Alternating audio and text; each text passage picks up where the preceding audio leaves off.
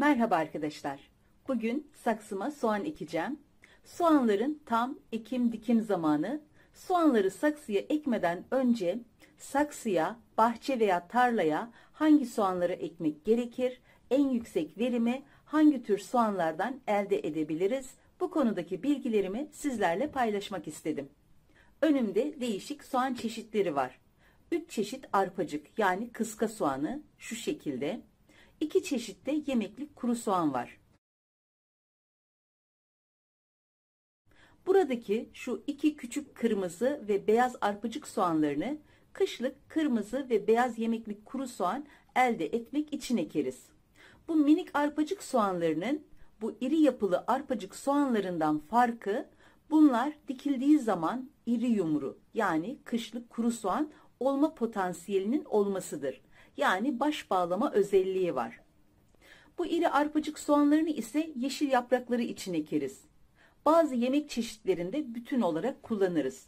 Tadı normal soğana göre daha hafif, daha tatlıdır. Bu gördüğünüz minik arpacık soğanlarını pazarda veya tohum satış yerlerinde görebilirsiniz. Bu iri arpacık soğanlarını ise yılın 4 mevsimi her yerde bulabilirsiniz. Burada da normal küçük boy ve filizlenmiş büyük boy kuru soğanlar var.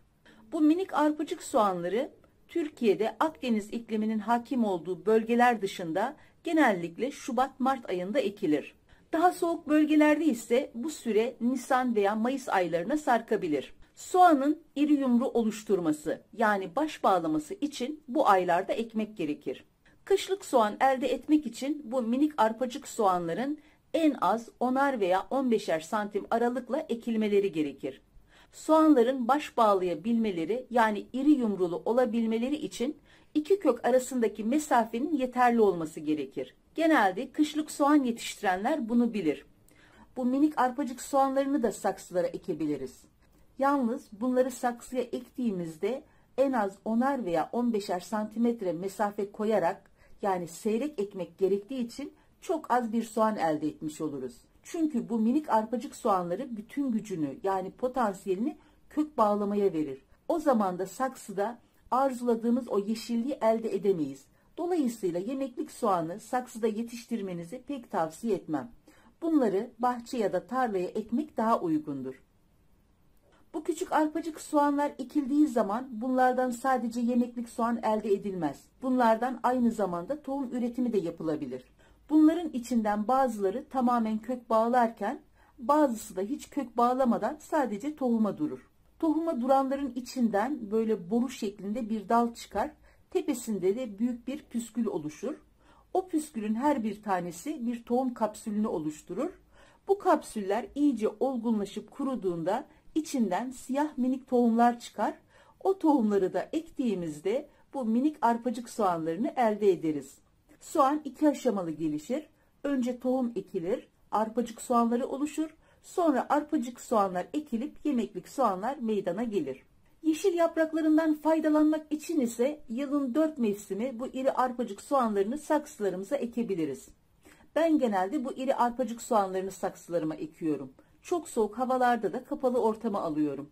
Bir de evde bulunan böyle filizlenmiş yemeklik soğanları da saksılara ekebiliriz. Bu soğanlar hem çabuk gelişir hem de bol yeşillik vererek saksılarda daha çok verim elde etmemizi sağlar. Bu yeşermiş yemeklik soğanları ektiğimizde sadece yeşil soğan olarak bize geri dönmez. Aynı zamanda soğan tohumu da elde edilir.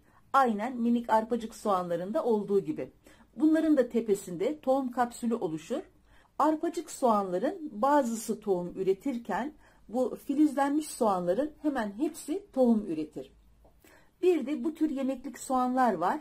Yani hiçbir yeşerme belirtisi olmayan bu şekilde.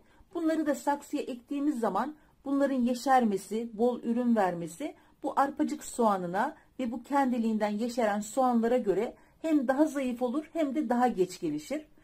O nedenle bu iri arpacık soğanlarını ve bu kendiliğinden yeşillenmiş yemeklik soğanları saksılara ekmek daha doğru olur. Bunları saksılara ektiğimiz zaman çok daha güzel sonuçlar elde edebiliriz. Ben şimdi saksılarıma bu iri arpacık soğanları ile yeşermiş yemeklik soğanları ekeceğim. Bu iri arpacık soğanlarını saksıya nasıl ektiğim ve nasıl yetiştirdiğim ile ilgili bir videom kanalımda mevcut. Onun linkini açıklama kısmına bırakıyor olacağım. Dilerseniz oradan tüm aşamalarını detaylı olarak seyredebilirsiniz.